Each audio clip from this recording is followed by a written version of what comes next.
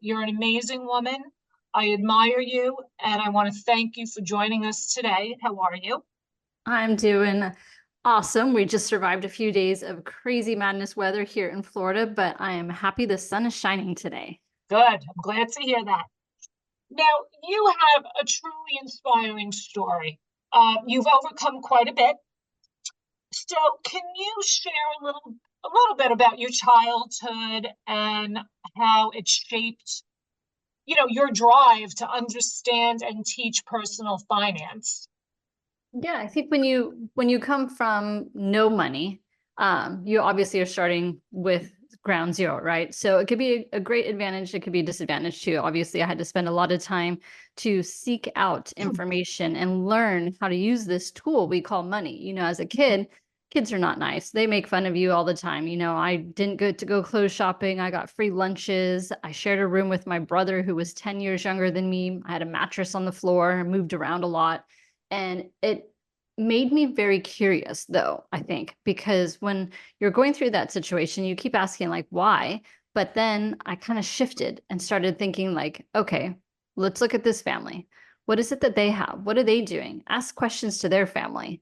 When I would go to their house, I would ask them about their vacations or what do your parents do for a living? Just because I was in this fact like gathering mode to figure out when I'm old enough, meaning when I can get out of this house, what do Mhm. I need to do differently in order to have a different lifestyle than the one that I was brought into? So I do find that for me, it was, I take it as an advantage because if I didn't grow up in that environment, then I wouldn't have empathy for people coming from the same environment and want to teach them to change their life, to break that poverty cycle.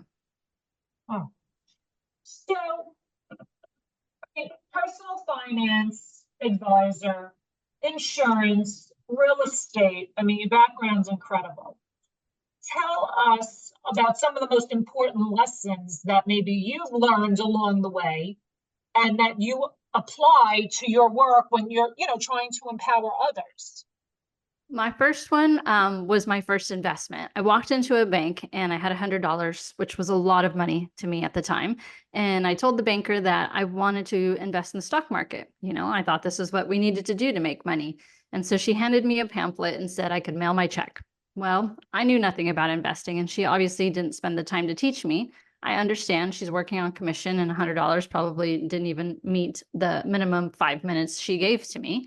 But I sent my money in, and by the end of the year, I lost $20. And I was pretty devastated because I thought, man, I just have no clue what I'm doing. I shouldn't be investing. Like, that hard earned money that I had, I lost 20%. And how am I ever going to get this back? And how will I ever make money? All these doubts start to creep into your head. But Mhm. I learned a lot from that in regards to making sure that someone's asking me the right questions. So it's not always me asking them questions, but them asking me the right questions so that they can understand how to help me get to where my goal is.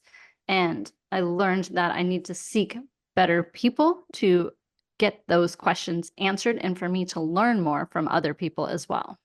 Hmm, point. You know, whether somebody's buying a house and going to a realtor, or somebody's looking for a financial advisor or an insurance broker, it's so difficult to find the right person. It's like having, one financial advisor tells you one thing, another one tells you another thing. Like, what should we look for? Whether it's a financial advisor or a realtor, what should somebody really look for? Yeah, so definitely having questions about their experience, how long they've been in the business. Tell me about some success stories. Tell me about some fails that you might have had. Mhm. I do ask for references. Obviously, they're going to give me their best people, but it gives me a chance to connect and network with other people that are hopefully being successful with this client or with this person's advice. Um, as a financial advisor, I would be also asking them to show me their books. Like, show me where your money is. Because if you're teaching me about investing in stock market and 90% of your money is in real estate, then I don't trust you at that point, right? Show me what you're doing is what you're teaching. And that's important to me. But I also ask them about their values. I'm a Christian woman, and so that's important to me. I ask them, like, what do they do for hobbies? Tell me about your family life, because it's not only the experience in what they're teaching me and making sure that they're also doing what they're teaching, but making sure that the personality also aligns with me is important too. I'm definitely a heart-driven, customer service first type of person, and I need someone in my corner teaching me or at least handling my money that's very similar as well. I love that. I love that answer. So for someone who maybe is starting out in their career, maybe they have, I don't know, let's go with $10,000 to invest. What would you say to them? Where should they start to put their money?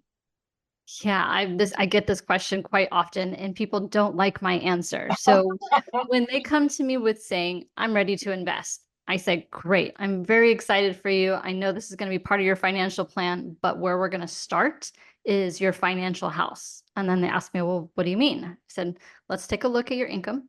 Let's take a look at your expenses. Let's take a look at what are your goals? What is your family life like? And really dive into your credit card statements, because before we start putting money at risk at investing, whatever vehicle that you choose, I want to make sure that your house is, I want to make sure you know where every penny is going in your house. What does it cost for you to have your essentials? What do you like to do for fun?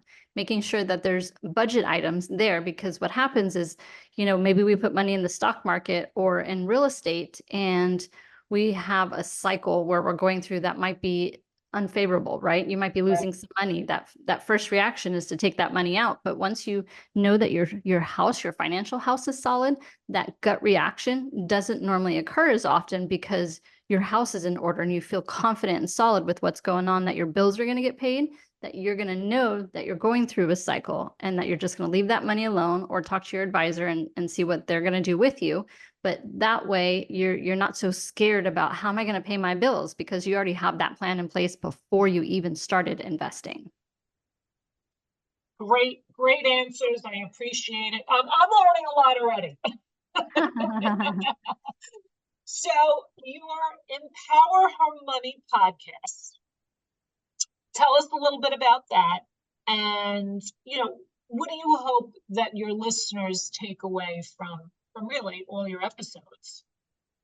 Yeah, so I sold my insurance company of February of 2023. Florida is an extremely tough market, and I just wasn't loving what I was doing. So I knew it was time for someone else to take over the company. And I wanted to take some time off to figure out, as an entrepreneur, what am I going to do next? Mhm. Where and then, I was talking with my daughter and I was like, I have so much information about real estate, about insurance, about investing. How do I help other people? Like, where do I go somewhere where I can create this platform that I can just give information? Because what's amazing about radio and about podcasting is that we get a chance to tell stories. And when someone connects with your story, it opens up their heart and their mind to listen to what it is you have to teach. So, Mhm. yes, I've got a story, but not everyone can relate to that story. So, how do we share other stories, other experiences, other tips in one easy platform, podcasting, which can reach everyone in the world, YouTube, which is free, and then just give information and be able to promote women's business owners, but also share what they've learned, because they have different lessons than I have gone through. And the more that we can share and give back, the more that we can teach, the easier that we can break that cycle for other people and help them reach their financial goals, whatever it is to them, because there's so many stories out there. But we just have to be able to, as hosts, ask the right questions and get the information out there. And I just love teaching, but I want to teach with people. We're not meant to be on this earth as a single person. We're meant to be in community. And in community, we build each other up, we help each other. And when you can provide that kind of synergy and information to people, I mean, I just think it's so powerful. You're so right. I mean, we all have a story to share. Um, in your business and what you do, is there somebody, can you share, a story with us about someone who's inspired you? Yeah. I think I come across people all the time. I love being a podcast host because I finally get to have a profession where I get to ask questions and it's okay. Mhm. I'm the one at the networking event where I never talk about myself. I love to hear the other person.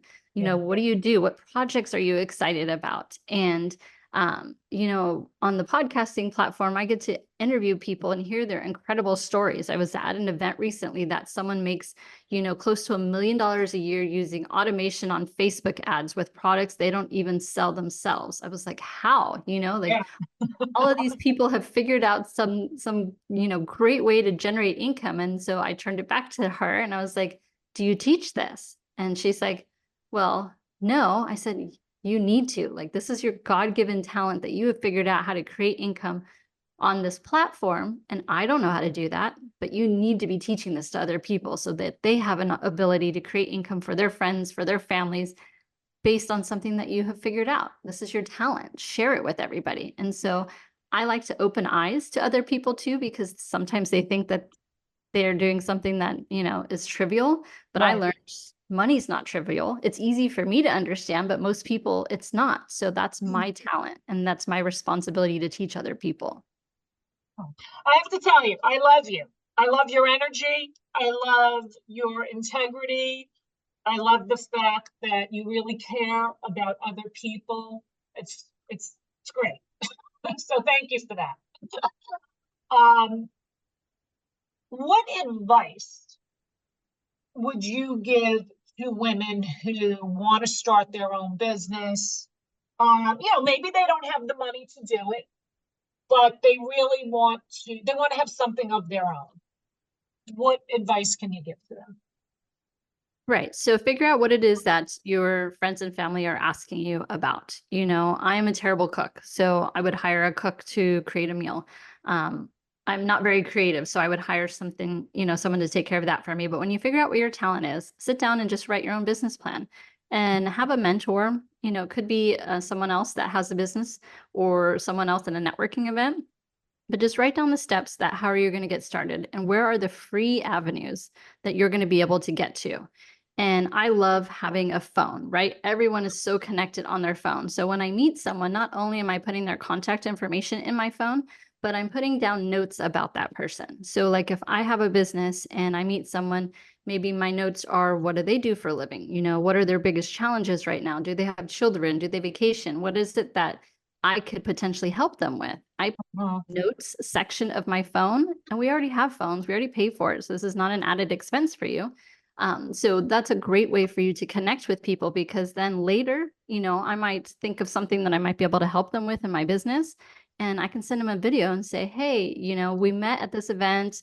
How did your vacation go? And I just wanted to follow up with you. Let's grab coffee because I think I can help you. You know, something that is more personal, then they're more likely to meet with you, which is a huge time saver. I don't want to network and reach out to people who I don't feel I can help with my services. So when you're meeting people and you're putting the notes in, you help remind yourself about how you can help them, then you're intentionally following up with those leads that you met that you can help.